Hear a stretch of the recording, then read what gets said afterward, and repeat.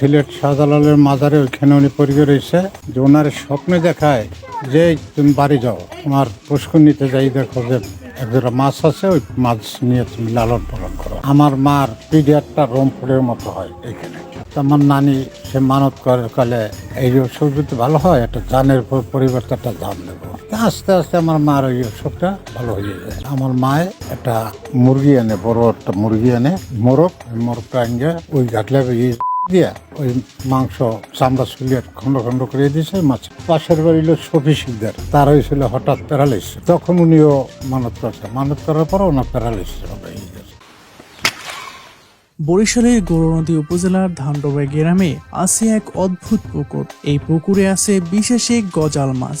বলা হয় এই মাছগুলো সাধারণ মাছ নয়, তাদের পেছনে আছে এক রহস্য, এক ইতিহাস, যা অনেকে বিশ্বাস করেন আধ্যাত্মিক অলৌকিক ঘটনা হিসেবে।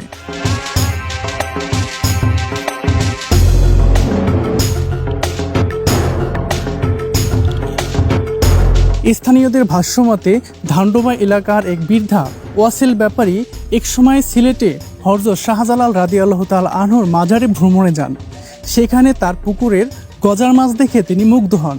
৭৪ সালে সিলেট যায়। সিলেট যাওয়ার পরে মাজারে, সেই শাহজালালের মাজারে, ওইখানে উনি কয়েকদিন থাকার পর ওইখানে গজাল মাছ দেখে উনি ওই গজাল মাছ আনবে। ওনার শখ হয়েছে যে এই মাছ আমি নিয়ে আমার পুষ্করণীতে ছাড়বো। তখন ওইখানের যে খাদেম আছে, খাদেম বলতে আছে যে না, এখান থেকে কোনো মাছ নেওয়া হয় না, এখানে মাছ দেওয়া যাবে না, তুমি এমনি এই বাড়ি চলে যাও। তো উনি বাড়ি আসে না, উনি খাদেম ওই মসজিদে পড়ে রয়েছে। সিলেট শাহজালালের মাজারে ওইখানে উনি পড়ে রয়েছে। একদিন হঠাৎ করিয়া ওনার মুখের কথা আর কি আমি বলতেছি যে ওনার স্বপ্নে দেখায় যে তুমি বাড়ি যাও, তোমার পুষ্করণীতে যাই দেখো যে একজোড়া মাছ আছে, ওই মাছ নিয়ে তুমি লালন পালন করো। সকালবেলা উনি ফজরের নামাজ পড়িয়ে উনি যায়, মসজিদে গেছে। খাদেম সবাই সে বলে যে তুমি কতদিন এখানে থাকবা, তুমি বাড়ি চলে যাও, তুমি বাড়ি যাও, তোমার ঘাড়ের পুষ্করণীতে মাছ আছে, তুমি উঠে যাই লালন পালন করো। তখন উনি দেখলো যে আমি স্বপ্নে যাই দেখছি, খাদেম সব তাই বলতেছে। এই উনি এখানে বাড়ি আসে, বাড়ি এসে ওই যে ওই ঘাটলাটা হইলো প্রথম, ওই ঘাটলায় উনি আইসা বসে।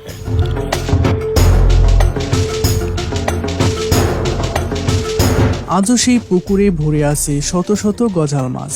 গ্রামের মানুষ কেউ মাছ ধরে না, খায়ও না, কারণ বিশ্বাস এই মাছ মারা মানে পাপ করা। যদি কোনো মাছ মারা যায় তাকে মাটিতে পুঁতে রাখা হয়। বছরের পর বছর ধরে এই পুকুর এখন একটি দর্শনীয় স্থান হয়ে উঠেছে। দূর দূরান্ত থেকে মানুষ আসে মাছগুলো দেখতে, ছবি তুলতে আর মনে মনে দোয়া করে। মনের আশা বা রোগ থেকে মুক্তির জন্য এখানে মানত করা হয়। এখন তো হিস্টোরি বলা লাগে, আমার মার পিডিয়ারটা রংপুরের মতো হয় এখানে। রংপুর হওয়ার পর দেখদিন শোনো আমার পিডিয়ার জিনিসটা কি, ও দেখে ওই রংপুরটা খোঁড়া দিছে। এখন ওই খোঁড়া দিছে, রক্ত বেরিয়েছে, আস্তে আস্তে এই রংপুরটা বড় হয়ে গেছে। এখন তো আমরা ডাক্তার কবিরাজ দেখাই, কোনো কিছুতে ভালো হয় না। হঠাৎ ওই যে ফকির আছে না ঘরে বসে, আমার বাড়িতে এরকম এক গ্রুপ ফকির ছিল, জিন্নাত ফকির, তারা ওইখানে বসে জিকির করে ভারে বসে।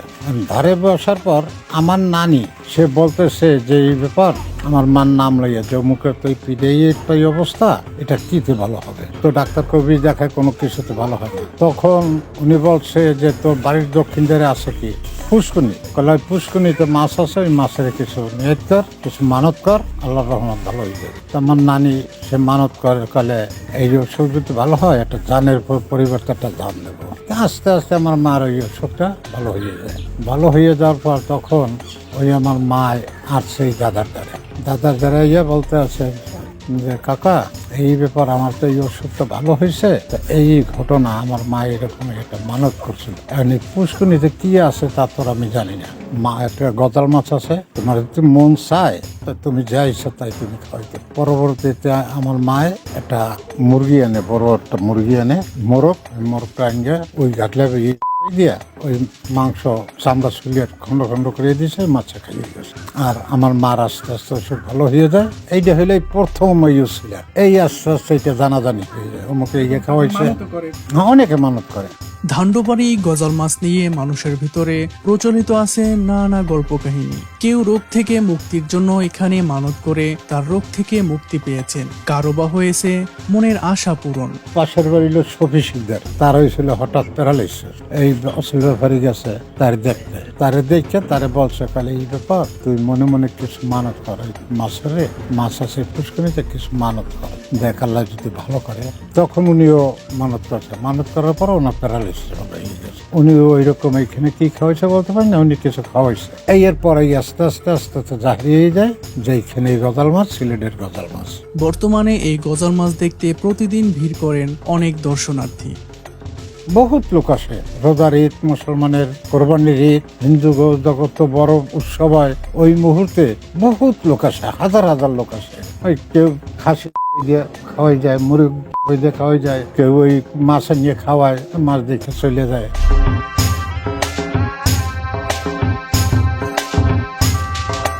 না না, গজাল মাছ কেউ খায় না।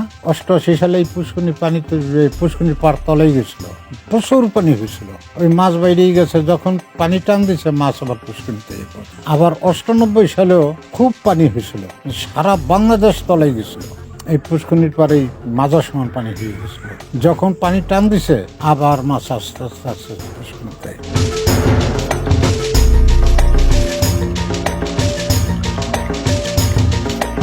এখন তো এখানে আপনার দৈনিক এরকম প্রচুর লোক আসে যায়, আসে যায়, আসে যায়। এখন একটা পর্যটক কেন্দ্র হিসেবে হয়ে গেছে। ধান্ডবাড়ি গজাল মাছ একদিকে মানুষের বিশ্বাসের প্রতীক, অন্যদিকে প্রকৃতির এক বিস্ময়।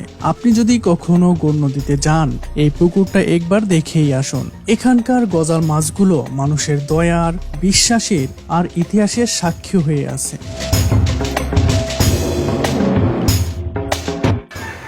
গজাল মাছকে ছোট মাছ খাওয়াচ্ছি, এখানে অনেকগুলো মাছ, মাশাআল্লাহ।